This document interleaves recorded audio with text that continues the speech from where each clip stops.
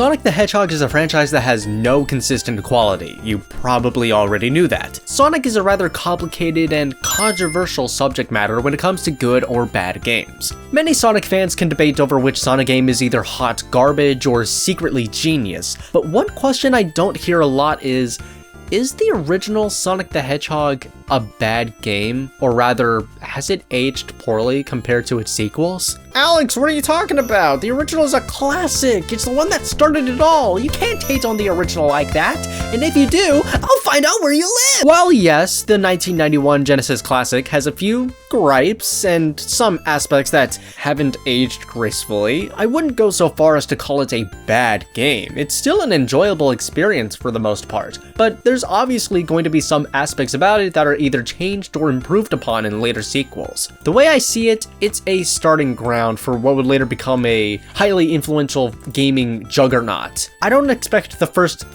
anything to be perfect. It takes practice to improve something from what you did previously, and improve they did with later sequels. Whether you adore the original or despise it, you can't deny its legacy. It's complicated, inconsistent legacy. And Sonic 1, despite its flaws, is still a damn good game. In fact, this was actually my first Sonic game. Yeah, makes sense to start off with the original, right?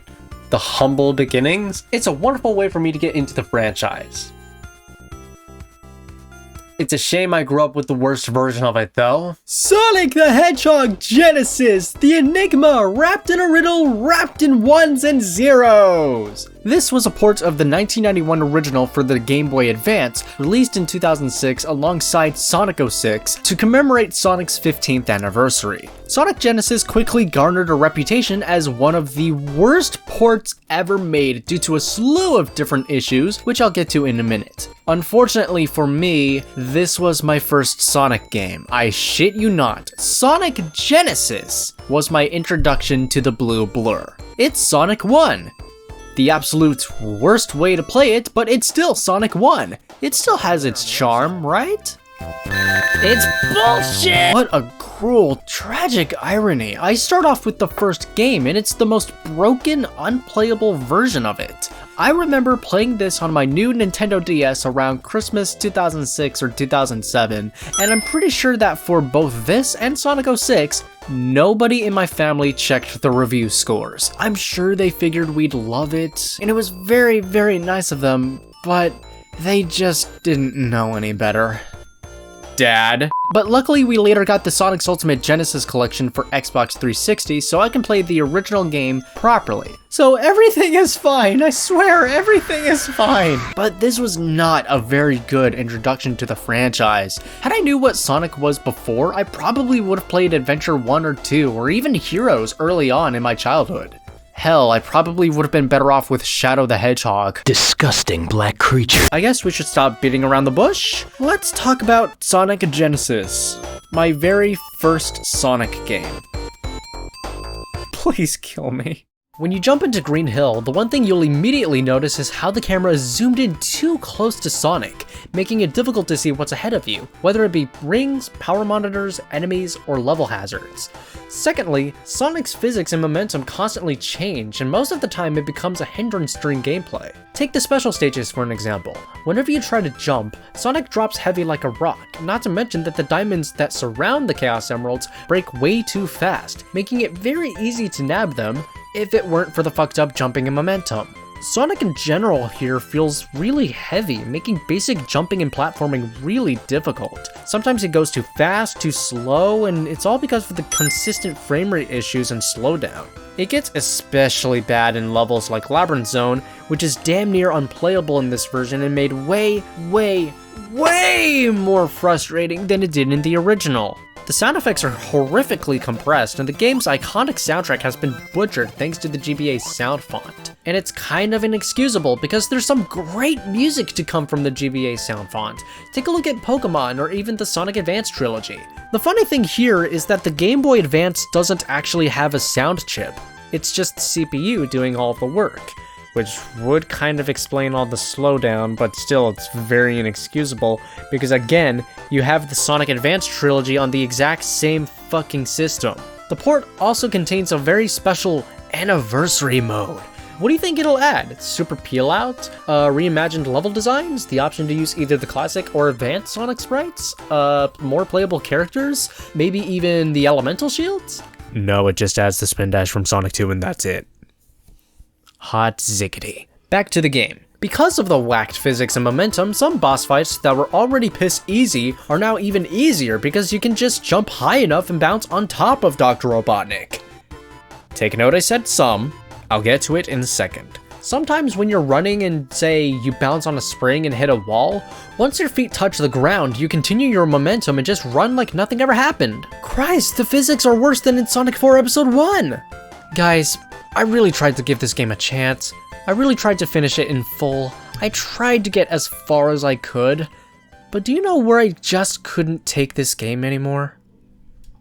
Labyrinth Zone. Jesus, tap dancing, Christ! If you thought the slowdown was unbearable before, Labyrinth Zone will make you want to shoot yourself out of a cannon like Gonzo. I was already lukewarm on this level, but this port makes this level way longer than it had any right to be. It is so slow. And with the tremendous slowdown and awkward physics, platforming and avoiding hazards is beyond frustrating. What happened to blast processing, Sega? When I lost the Act 3 boss, I officially gave the fuck up. The heavy jumping, the spears protruding from the sides, the fucking slowdown. This doesn't even feel like an official port. It feels like one of those Sonic fan games. Those crappy Sonic fan games on Game Jolt that just scream, I'm 14 and I just bought Game Maker Studio and I have no idea what I'm doing. And to be fair, I didn't either, but those are just fan projects. This is an official release. How the fuck did this make it onto store shelves? When looking into this port a little more, I found out that apparently, Sega wouldn't allow Sonic Team to use the source code from the first game. There's also a possibility that Sega actually lost the source code, so they couldn't use it either way. So yeah, I just wanted to point that out before I inevitably get a comment about it. So they decided to take assets from an obscure early 2000s Japanese mobile phone port of the game and hastily port it to the Game Boy Advance.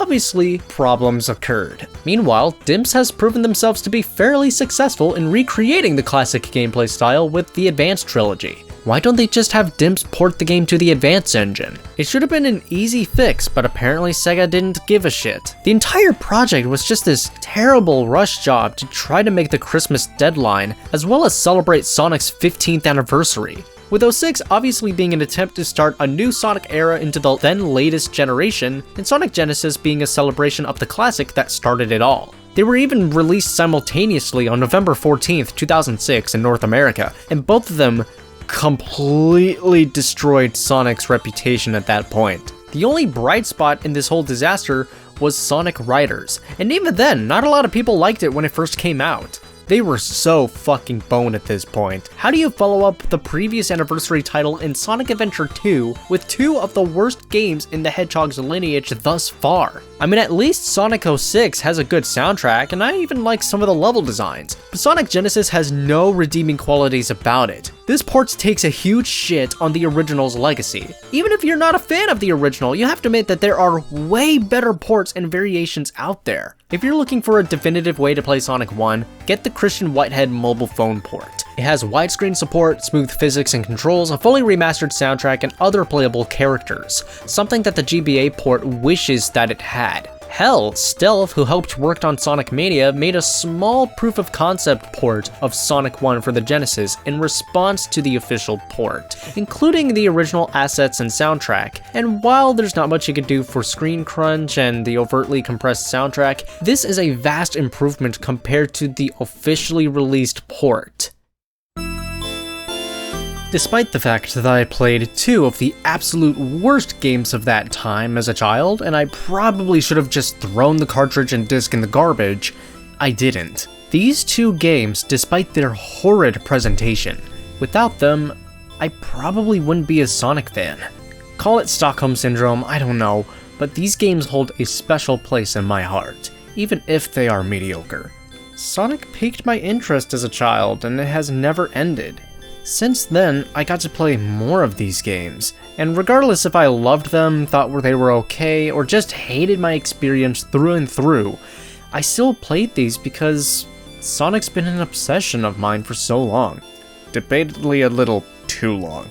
With Sonic Superstars coming soon, the obsession will probably continue.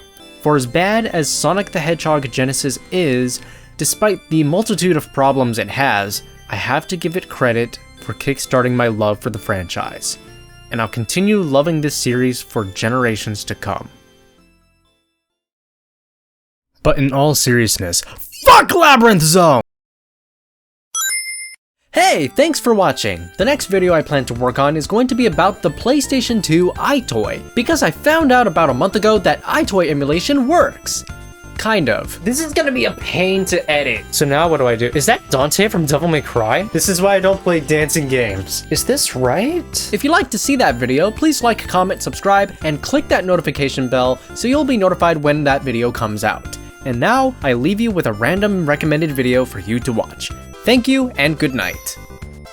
God, I need a fucking exorcist after all that.